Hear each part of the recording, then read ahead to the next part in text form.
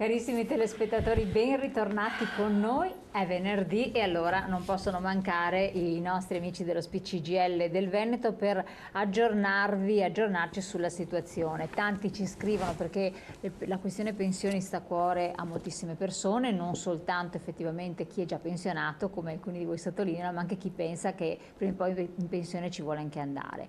Si parla spesso in questo periodo di pensioni, ma vediamo di fare il punto. E allora quest'oggi abbiamo il piacere di avere qui con noi Elena Di Gregorio, che è la segretaria generale dello CGIL del Veneto. Grazie di essere con noi, segretaria. E ben ritornata Rosanna Bettella, segretaria regionale CGIL del Veneto. Grazie anche alla Rosanna Bettella.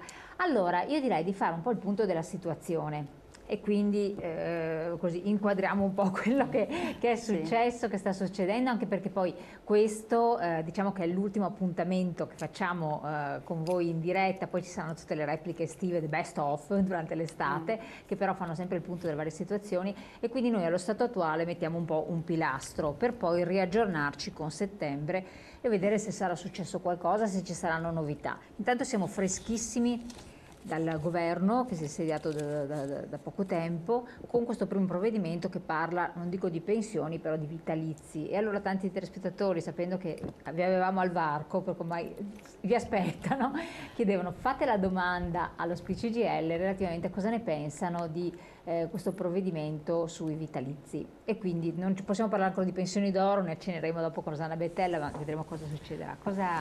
Allora, intanto io vorrei dire che sul tema delle pensioni c'è tantissima confusione, perché partiamo da una situazione in cui c'è stata una campagna elettorale di un certo tipo, in cui si è promessa la cancellazione della Fornero, e siamo arrivati poi ai giorni, a questi giorni in cui si susseguono notizie e ipotesi le più diverse. Alimentando da una parte aspettativa, ma anche appunto facendo un'informazione non molto corretta, non molto precisa rispetto a quello che c'è in campo. E poi vengo alla risposta sui vitalizi. Però, no, ma prendiamola pure con calma, esatto, tanto tempo ne abbiamo. Fa parte di un ragionamento più, esatto. più complessivo. Martedì scorso, il giorno 10, eravamo a Roma per una grande iniziativa che la CGIL ha fatto sul tema delle pensioni, alla quale abbiamo invitato sia i parlamentari che il governo per riprendere quella che è la piattaforma, che è una piattaforma unitaria, CGIL, CISL e UIL, sul tema delle pensioni, perché è un tema che è rimasto in sospeso dal governo precedente. Noi avevamo avviato un confronto con il governo Renzi, poi con il governo Gentiloni, abbiamo ottenuto delle cose anche significative, però poi tutta la riforma strutturale delle pensioni è rimasta campata in aria, in sospeso. Quindi adesso il governo ce l'abbiamo e quindi a questo governo noi chiediamo delle risposte precise e concrete sul tema delle pensioni. Ci pare che quello di cui si sta parlando, no, in maniera appunto confusionata, siano provvedimenti non solo che generano confusione, ma che possono anche generare un peggioramento della situazione attuale. Che ci sia a monte una non conoscenza reale della situazione, di come funziona il sistema pensionistico. Noi avremo bisogno invece di una riforma strutturale. E all'interno di questo ragionamento hanno inserito, no, il tema del vitalizi, che è un tema che è molto caro ai 5 Stelle, ci hanno fatto la campagna elettorale, quindi insomma ci si aspettava che venisse affrontato. Io credo che dobbiamo partire un po' dalla motivazione, no, di queste pensioni, perché poi non sono vitalizi, perché i vitalizi erano già stati cancellati, sono pensioni. Chi va in politica, no, fa una scelta che ha delle conseguenze anche sulla propria condizione di vita e sul proprio futuro. Quindi che ci sia un meccanismo che consenta a noi tutti cittadini, non solo chi ha soldi, di permettersi di fare politica è un meccanismo sano, fa parte della democrazia. Se questo però diventa, diciamo, eccessivo, no? Perché ho visto cifre eccessive. Diventa eccessivo e quindi si crea un problema di equità, di giustizia sociale rispetto alle persone che hanno lavorato una vita e che hanno faticato rispetto a conquistarsi una pensione. È chiaro che questo fa scandalo. fa scandalo e che necessita di un intervento. Io non sono però o il tutto o il niente, perché penso che la democrazia abbia bisogno per funzionare anche di meccanismi di garanzia, perché chiunque di noi se si mette in politica deve avere... Però abbiamo visto tutti i dati pubblicati di come sono state ridotte le varie figure. Insomma, con 4.000 euro, 3.000, mal che vada 2.000 euro di pensione, non penso che nessuno di questi possa piangere decisamente, per cui è un po' un'equità sociale che però anche voi rivendicavate tempo addietro. No, ma infatti è un tema che a noi sta molto a cuore, nel senso che c'è troppa disparità, troppa disuguaglianza. Questo vale per i politici, ma vale anche per i manager. Cioè noi vediamo delle retribuzioni che non hanno giustificazione, perché una volta, 50 anni fa, la differenza di retribuzione tra il dirigente e l'operaio non era così elevata. Adesso si è creata una disparità che è enorme, che non ha senso rispetto alla produttività, al valore del lavoro. E questo vale nelle pensioni, vale nella vita. L'Italia è un paese che in questi anni di crisi è diventato fortemente disuguale. È aumentata la disuguaglianza, chi stava bene, chi era ricco si è arricchito e chi è povero è diventato sempre più povero, ma anche quella che era la classe media, quelli che potevano vivere di un lavoro, di una pensione, adesso non arrivano più a fine mese.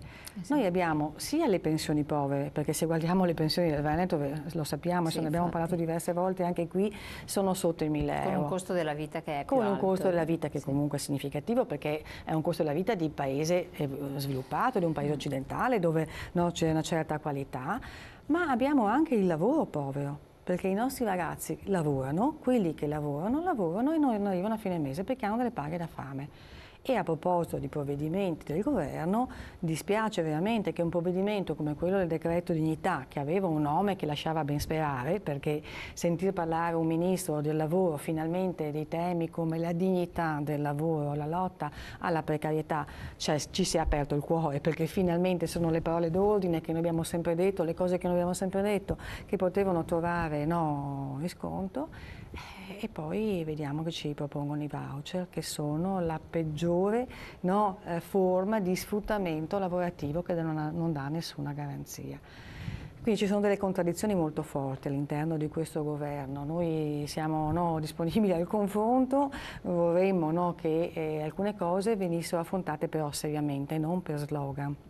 E sul tema delle pensioni noi siamo molto preoccupati. Ecco, questo mi allaccio subito perché stiamo parlando ha accennato anche lei giustamente alle pensioni d'oro, che dovrebbe essere il prossimo provvedimento, ovvero quelle pensioni sopra dicono i 4.000 euro, poi da capire se, come, cosa, eccetera, per contributi non versati naturalmente, non chi ha versato i contributi e così. Anche questo per una questione di equità sociale, per recuperare soldi, come dice il Ministro, da immettere nella quota delle pensioni più basse, che però rispetterebbe quella che è la vostra richiesta da molto tempo di alzare il limite delle pensioni minime. No? Però facciamo attenzione rispetto a questo tema, perché chi è in pensione oggi è andato in pensione con il sistema retributivo, quindi con un metodo di calcolo che non teneva conto in maniera stretta o esclusiva dei contributi versati, perché quella era la legislazione che c'era fino alla riforma Dini. Poi c'è stato un sistema misto e adesso è tutto contributivo. Dire che per chi ha una pensione sopra una certa soglia si ricalcola il tutto, significa mettere mano a un sistema che era esistente e che era legittimo quando si è andati in pensione. E siccome questa cosa l'ha già fatta la Fornero, e poi di intervenire sulle pensioni di un certo tipo, poi la Corte ha detto guardate che non potete farlo rispetto a questo, quindi si è dovuto tornare indietro. La nostra preoccupazione è che appunto ci sia tanta confusione, si parli per slogan, non si sappia di cosa si parla rispetto all'effetto concreto, e che l'unica realtà sia quella di mettere ancora le mani in tasca alle pensioni, ai pensionati per fare cassa, perché non si parla, perché anche la Fornero ha toccato le pensioni, ha ridotto le pensioni, ma l'ha utilizzate per coprire i buchi dello Stato, spese di altro tipo, non per dare le pensioni ai giovani. Allora, se il governo vuole affrontare un ragionamento serio sulle pensioni, deve aprire un tavolo di confronto con il sindacato, che di pensioni ne sa rispetto a questo, che ha delle proposte concrete, peraltro anche unitarie, no, sul quale ha costruito una mobilitazione, e si ragioni, perché noi non siamo contrari a un meccanismo di solidarietà generazionale, e ci mancherebbe, no? Sono i nostri figli, sono i nostri nipoti quelli che dovranno, che non hanno lavoro, che continuiamo a sostenere, e quelli che dovranno andare in pensione. Siamo noi che poniamo il tema di costruire una pensione per le future generazioni, di dare una certezza, no? Ma abbiamo bisogno di una visione complessiva, non cose fatte a spot, perché dietro queste cose fatte a spot c'è propaganda, perché magari no, vado a colpire il ricco, ma do no, un segnale di un certo tipo, poi in realtà concretamente se noi andassimo a toccare quelle pensioni, se il governo si limitasse a toccare quelle pensioni, le entrate sono talmente basse che non riesce a fare niente. Quindi è solo un fumo, è solo propaganda rispetto a un intervento più strutturale, concreto, di cui c'è bisogno, e noi vorremmo misurare il governo su questo. Ecco, però mi chiedo un po', vi chiedo, è vero, questo qua sono provvedimenti, è arrivato un altro messaggio, un attimo prima lo leggiamo, va.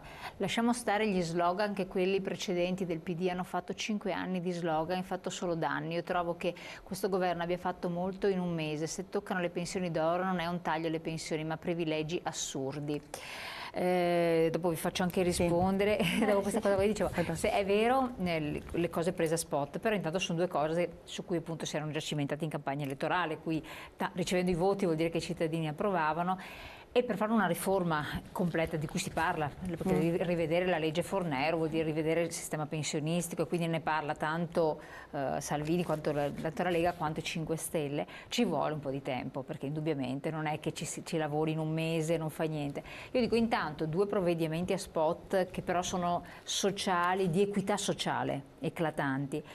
Male non fanno, perché ridimensionano situazioni veramente paradossali. La persona che ha versato i contributi non verrà toccata, ed è giusto. Chi però non li ha versati si prende 4.000 euro, ma 4.000 euro, insomma 4.000 euro di pensione, ragazzi, io dico, senza aver versato contributi, è una cifra dignitosissima, ti fa star bene, ma molto bene, magari avere di stipendio, una cosa del genere, non fare i salti mortali così, allora. E i giovani le sogneranno, è di equità sociale. Poi facciamo la grande riforma, convochiamo i sindacati, facciamo le parti sociali, però intanto 2 cose, 2 segnali, perché importanti, non è giusto darli secondo voi, visto che sono nella vostra linea, perché anche voi avete parlato tanto di pensioni d'oro, che bisogna rivederle, tanto di questi ingiusti privilegi rispetto a chi vive con 500 euro, o i giovani che non ci vivranno neanche, perché chissà cosa beccheranno di pensione, terrificante. Sì, però io vorrei che fosse chiaro. Allora, vorrei che fosse chiaro. Queste sono provocazioni, anche un po' per rispondere al messaggio che poi è arrivato. Le persone che sono in pensione oggi hanno una pensione che non è calcolata in base ai contributi, tutti. Anche quelli che prendono meno di 1.000 euro, no? Rispetto a questo. Quindi prima cosa, quindi introdurre un ragionamento del contributivo oggi no? per il passato è un problema per tutti, vale per quelli che hanno 4.000, 5.000 che potrebbero no, anche in termini di equità vivere, ma vale anche per chi ne ha 2.000, 1.500, 1.000, no? Questo criterio, è non ragionare su questo criterio che ci spaventa, perché abbiamo l'impressione che questo governo veramente non abbia le idee chiare su come funzionano le cose. E questo diciamo è peggio, no? Perché un conto è una scelta, possiamo condividerla o non condividerla, ma non avere le idee confuse, si fanno provvedimenti uno contro l'altro, contraddittorio, perché per esempio da una parte si dice facciamo un'operazione di equità e taglio le pensioni sopra una certa cifra, contemporaneamente faccio la flat tax, che è un regalo a quelle persone che hanno quel reddito, perché sta qui l'inghippo e l'imbroglio, perché quelle persone gli taglio la pensione, ma con la flat tax loro ci guadagneranno, prenderanno più soldi di quelli che prendono adesso, perché la flat tax è un regalo a quelli che hanno quei redditi. Allora, delle due una, cioè se io voglio dare un segnale di equità e voglio che le tasse vengano pagate in maniera proporzionale, devo tener conto del reddito proporzionale, ma se io introduco la flat tax sto facendo finta di togliere soldi a quelli che hanno 4.000 euro di pensione e 5.000 euro di pensione, perché il minuto dopo gliene do di più, a scapito nostro, perché questo è il problema, perché quando ragioniamo, no, di sistema sociale nel nostro paese, no? Abbiamo un sistema sociale evoluto in Italia, siamo orgogliosi perché abbiamo una sanità che funziona, con difetti, con limiti, sta peggiorando, però ha ancora, no, elementi di qualità che ci invidiano. Abbiamo una scuola, no, che va fatta funzionare meglio, ma che funziona. Abbiamo un sistema pensionistico, abbiamo un sistema sociale che è garantito dallo Stato, che è garantito attraverso il pagamento delle tasse. Se diminuiscono le entrate dello Stato dalle tasse, vengono tagliati, io dico che vengono tagliati quelli che sono i servizi che vengono fatti ai cittadini. Allora, mi fai pagare meno 100 euro di tasse, ma poi mi aumenti il ticket, poi non posso pagarmi, non mi dai la visita specialistica, mi devo pagare la casa di riposo perché... l'importante è che non ci siano dei tagli sui servizi, quelli fondamentali. Ma non voglio dire, sappiamo come funziona il bilancio dello Stato e come funzionano i bilanci dei comuni, degli enti e della sanità. Non possiamo pensare che ci taglino le tasse lì. Il problema è che le tasse in Italia, nel nostro paese, sono alte, ma sono alte per chi le paga. Certo. E quindi chi le paga sono i lavoratori dipendenti e i pensionati che pagano le tasse. Quindi a questi bisogna ridurre le tasse. Quindi noi ci aspetteremo che un intervento di equità fatto dal governo, se vuole veramente lavorare in termini di ridurre le disuguaglianze nel nostro paese, è che riduca le tasse a chi lavora, che riduca le tasse sui pensionati. Questa è l'operazione di equità. Certo, però anche certe pensioni rivederle, insomma, quelle esorbitanti, bisogna darci un po' una controllatina forse. Però vediamo un attimo un messaggio che io non ho fatto in tempo a leggervi. Io non capisco perché si continua ad attaccare in modo assurdo ed ingiusto questo governo. Ha solo un mese di vita e già si parla che non fanno niente. Ma cosa hanno fatto prima, ve lo ricordate? Se la Lega ha incrementato ad oltre il 30% almeno, portate rispetto per ciò che noi cittadini vogliamo. Non si tagliano pensioni, Fornero, per coprire altri buchi. Allora, intanto vorrei essere chiaro, non è un attacco al governo. No, non è una cosa politica. Ma assolutamente, insomma, abbiamo sempre detto, noi valuteremo il governo questo come quelli in precedenza, no? Indipendentemente dal colore, perché noi rispettiamo assolutamente quello che sono le istituzioni di questo Paese, ci mancherebbe, e ci confronteremo, stiamo nel merito delle cose. Finora stiamo diciamo, ad annunci, no? Quindi stiamo ragionando di cose non fatte, di cose che sono annunciate e che si evolvono giorno per giorno, perché dalla campagna elettorale ad oggi sono cambiate abbastanza. Quello che noi chiediamo, no, da parte del governo è anche il rispetto appunto di tutti quei cittadini che sono rappresentati dal sindacato e che rispetto a alcuni temi, e noi parliamo come pensionati delle pensioni, ma vogliamo parlare di sanità, di non autosufficienza, delle cose che abbiamo in campo, per la qualità della vita delle persone che rappresentiamo, che il governo avesse anche l'umiltà e la capacità di confrontarsi con chi era portatore di una rappresentanza rispetto... Questo governo, se lo lasciamo lavorare in pace, fa volare questa Italia. Bravi Movimento 5 Stelle, Lega. Adesso stiamo volgendo verso la politica. Ritorniamo, sì, no, ritorniamo a noi. Non era questo... Era ineluttabile, visto gli ultimi provvedimenti, l'ultimo provvedimento preso, c'era un po' così. Poi vedono che c'è la segretaria generale. No, ma va benissimo, ma il tema appunto, quello che a me interessa dire è che noi facciamo un sindacato.